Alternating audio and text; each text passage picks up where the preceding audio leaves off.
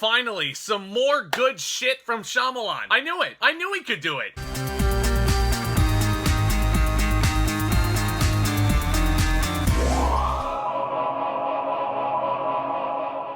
What's going on, guys? Welcome back to the channel. Welcome back to yet another brand new movie review. And as always, I thank you all so much for stopping by, and I hope you enjoy your stay. And obviously, we are continuing our look through the canon of M. Night Shyamalan. We're continuing the playlist by looking at The Visit. This came out back in 2015. It is the third and final film in this series that I have yet to see before even deciding to do this playlist. So I'm looking at this with a pair of fresh eyes, and it stars a brilliant cast of talent, most of whom were relative unknowns around the time. And that includes Kathryn Hahn, which, I mean, the mystery's just gone with this movie, isn't it? Any project she's in, she just takes the mystery right out. But Hahn plays a single mother who sends her two young children to visit their grandparents on a remote Pennsylvania farm for a week-long trip. But the children discover that the elderly couple is involved in deeply disturbing activity, and the youngsters' chances of getting back home look less and less likely with every minute that passes. And just a heads up, guys, as was the case with my previous Shyamalan reviews,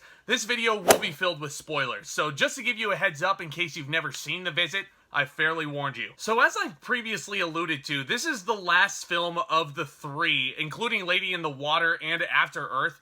I had never seen The Visit before going into this playlist. I was completely blank, and I am super excited to report that I had a really great time with The Visit. I honestly believe that this might be Shyamalan's most underrated film, not named Unbreakable. Yeah, it only came out 6 years ago, and nobody's talking about it anymore. And I'm shocked. I really thoroughly enjoyed this movie, guys. And that's not to say The Visit is completely devoid of flaws. We'll get to those. But this movie, thankfully, is not a complete dumpster fire like the last few movies we've had to talk about. There's honestly so much to appreciate about what Shyamalan did with The Visit.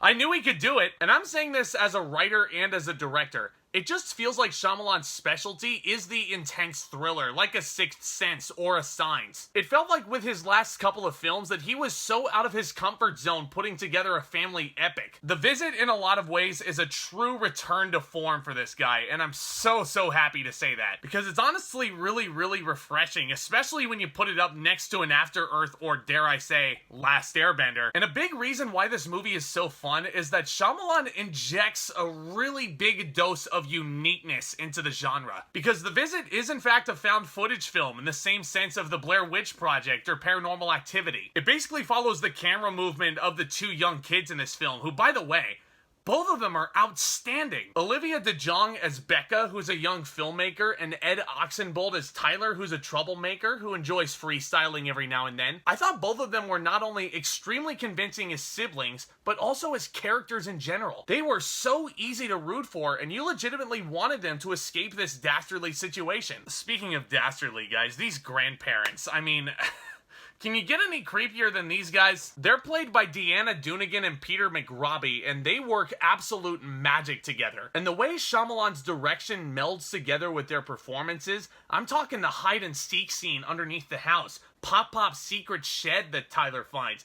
This is all absolutely captivating to watch. This is also a movie that is incredibly mysterious, and Shyamalan just has his way about directing this film that draws you into it. You always want to find out what happens next. And it all draws you in for the trademark Shyamalan plot twist, which, again, spoiler warning, turns out these old people are not Becca and Tyler's grandparents after all. Yeah, the main plot of this movie is these kids are being kidnapped, which I thought in the moment was an incredibly effective twist. I mean, this is goddamn peak Shyamalan. But this does leave me with a lot of questions about this mother's parenting techniques. As I've alluded to, she was played by Kathryn Hahn, and she wasn't in the movie nearly as much as I was expecting. Like, she definitely could have waited in that airport for the grandparents, I mean the real ones, to show up and pick up her kids. And of course I understand why she doesn't, because, you know, scary movie. And you really have no conflict, or a movie for that matter, without at least a little bit of incompetence from some of your good guys. But this all does lead to one of the most satisfying finales I've sat through in a while. Seriously, it almost made me think of a Stephen King movie, because, like,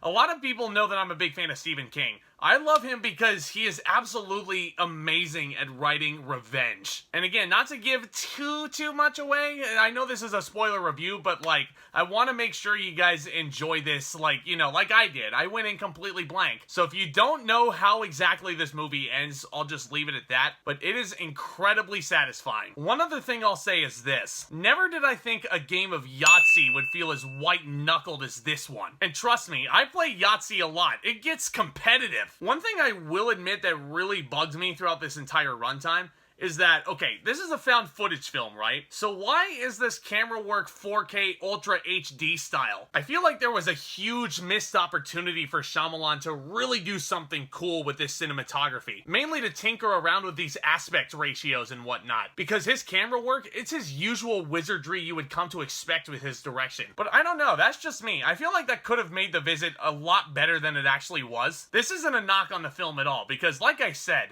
The Visit is a super fun time. It's extremely intense, and it definitely feels more like Shyamalan's wheelhouse. I'm gonna give The Visit a B. Definitely a breath of fresh air after sitting through all this crap with Shyamalan's name on it. This is a film I definitely recommend checking out if you never have. I really do mean that. There is a ton to admire and respect about The Visit. It is super underrated. But this is all just one guy's opinion. What do you guys think of The Visit? Do you agree with me? Do you not? Have you even seen The Visit? And I'm also curious. Let me know down in the comments what your favorite claustrophobic thriller is. As always, guys, I love creating these videos and discussing the cinema and all things entertainment with you guys, all starting that discussion. So go ahead and continue the discussion down in the comments, shall we? Let's have some fun. And hey, if this is your first time visiting the channel today, thank you so very much for clicking on the video. And do consider clicking that subscribe button down below as hard as you possibly can. It is completely free. You can always change your mind later. And be sure to hit that thumbs up on your way out. This is also extremely helpful to get my videos out there. And as always, guys, look out for more exciting content hitting the channel very soon. I do have a couple more entries to go in this Shyamalan playlist before Old hits theaters this weekend. Next up, I am super excited to talk about Split. Ooh, man, lots to unpack there. So stay tuned for that video and much